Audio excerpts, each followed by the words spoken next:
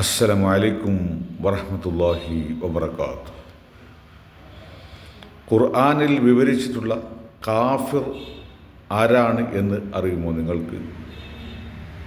ആ ശത്രുവിൻ്റെ പേരാണ് അക്രമി, അഹങ്കാരി, അന്യായക്കാരൻ തുടങ്ങിയ നീച പ്രവൃത്തികൾക്ക്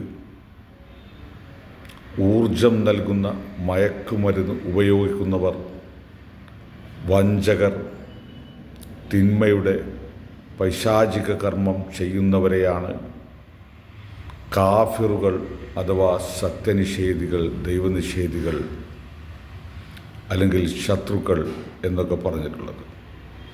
അല്ലാതെ ഹിന്ദുവിനെയോ ക്രിസ്ത്യാനിയെയോ യഹൂദനെയോ ഉദ്ദേശിച്ചല്ല. ചില സമയങ്ങളിൽ സ്വന്തം സഹോദരനായാലും നമ്മുടെ ശത്രുവാവും. ആ സമയത്ത് നാം അങ്ങോട്ടും ഇങ്ങോട്ടും ബന്ധപ്പെട്ടു കഴിഞ്ഞാൽ അക്രമമുണ്ടാവും, രക്തച്ചൊരിച്ചിലുണ്ടാവും, സമാധാന അന്തരീക്ഷത്തെ അഥവാ ഇസ്ലാമിനെ ഇല്ലായ്മ ചെയ്യും. ആ സന്ദർഭത്തെ ഉദ്ദേശിച്ച് സമാധാനത്തോടുകൂടെ എൻ്റെ സൃഷ്ടികൾ ജീവിക്കണമെന്ന ഉദ്ദേശത്തോടുകൂടെ അള്ളാഹു ആ സന്ദർഭം നിലനിൽക്കുന്ന സമയത്ത് മാത്രമാണ് അവർ കാഫിറുകളായി പ്രഖ്യാപിച്ചത് അഥവാ ശത്രുക്കളായി. പിന്നീട് മിത്രങ്ങളായി വന്നാൽ യാതൊരു കാരണവശാലും ശത്രുക്കളായി കാണാൻ പാടില്ല എന്ന ഖുർആൻ സന്ദേശം ഞാൻ നിങ്ങളെ അറിയിക്കുന്നു.